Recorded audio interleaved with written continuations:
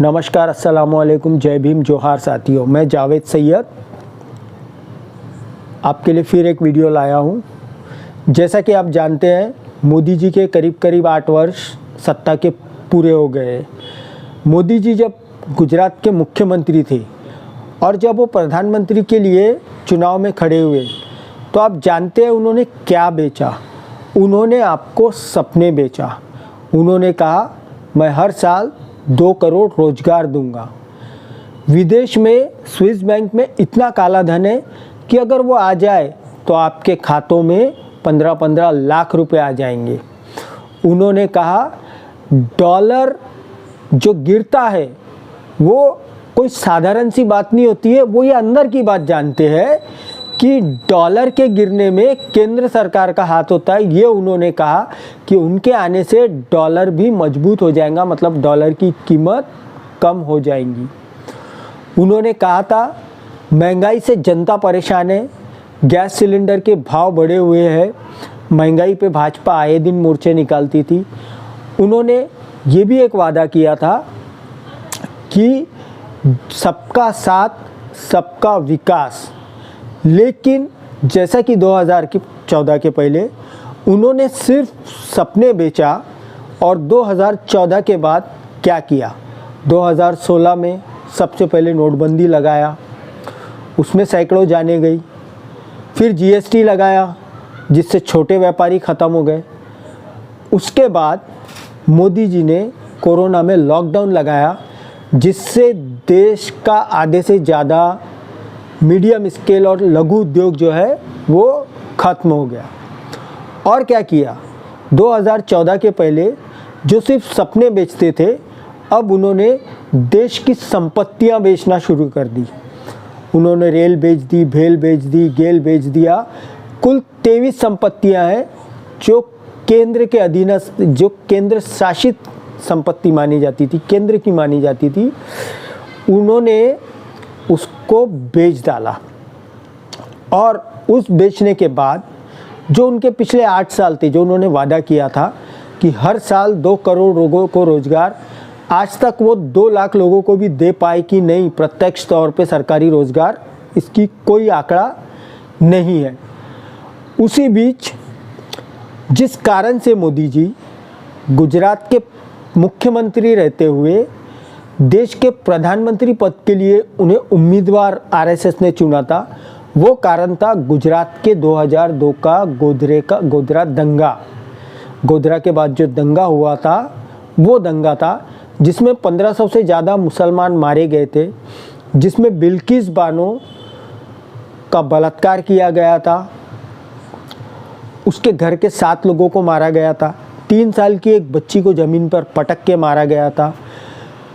बिल्किस बानो उस समय प्रेग्नेंट थी। उसका पेट फाड़कर उसके पेट के जो बच्चा था उसमें तलवार घुसा के उसको लहराया गया था बाबू बजरंगी द्वारा। और वो एक टीवी के इंटरव्यू में ये कहता है कि जब मैं तलवार पे उस बच्चे 7 महीने के भ्रूण को लटकाकर हवा में लटकाया था तो मुझे ऐसा लग रहा था कि मैं महाराणा प्रताप हूँ। ये हमारे महापुरुष महाराणा प्रताप का सरासर अपमान है। मुझे चाहिए, मैं समझता हूँ कि जब उसने ये स्टेटमेंट दिया था तो महाराणा प्रताप के वंशज या उनके मानने वालों ने इसका विरोध करना चाहिए था। पर जो मानसिकता बनी हुई है हिंदू मुसलमान की, जो 2014 के बाद से और पक्की मजबूत हो गई है, किसी ने इसका विरोध नहीं किया।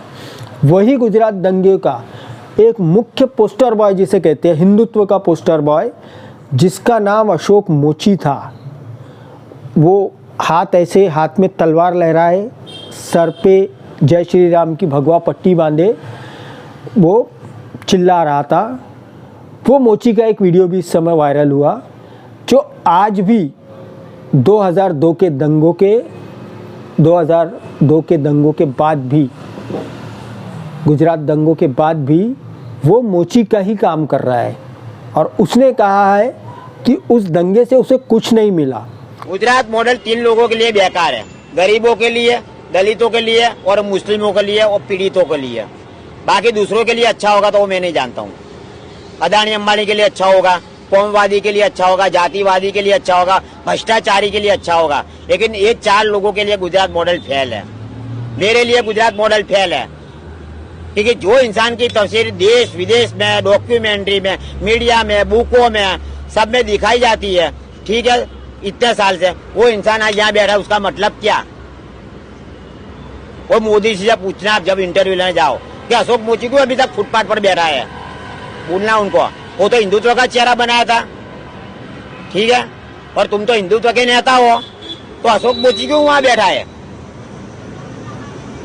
तो कल को अगर मोदी जी ऑफर करे या बीजेपी ऑफर करे तो आप चले जाएंगे? अरे भाई, ये मोदी जी ने गुजरात की दादी पे 13 साल राज किया है मेरे भाई, वो सब मैंने देखा है।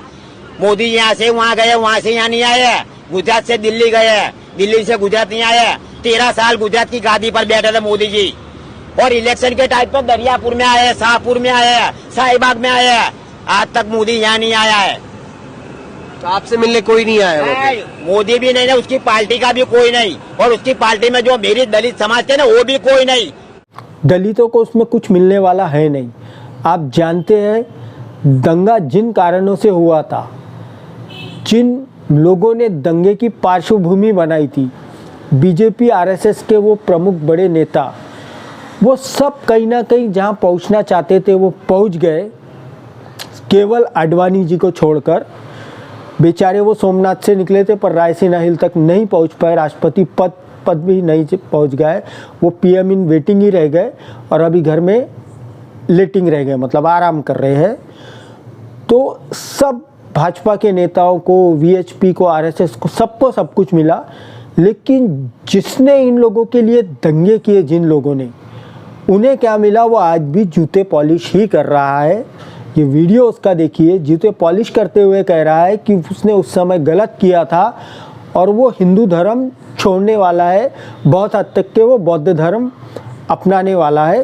तो ये विकृति जो समाज में फैलाई गई है, इसका परिणाम आम लोगों को ही होता है, इसका परिणाम नेताओं को नहीं होता है, बड़े बड़े संगठन के पदाधिकारियों को नहीं होता है। वो आम लोगों का इस्तेमाल करके उनको जो बनना चाहे वो बन जाते हैं। वैसे ही अभी श्रद्धा वालकर की हत्याकांड को लेके एक रशीद खान नामक दाढ़ी वाला एक युवक का वीडियो वायरल हुआ था, जो कह रहा था गुस्से में आदमी कुछ भी कर सकता है और मैं होता तो 35 के 36 टुकड़े कर देता।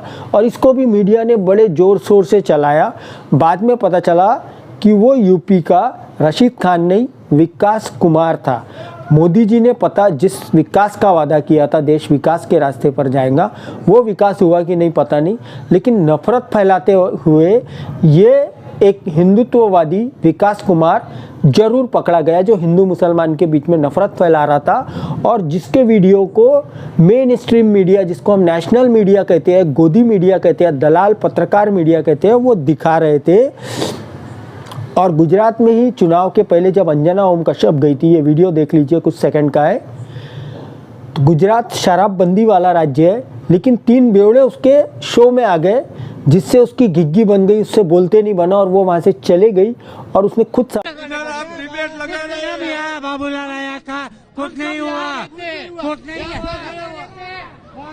चलिए, गुजरात में शराबबंदी है, लेकिन मुझे अफसोस के साथ कहना पड़ रहा है कि जो लोग मुझसे बात करने आ रहे हैं सब शराब पी हुई है उन्होंने।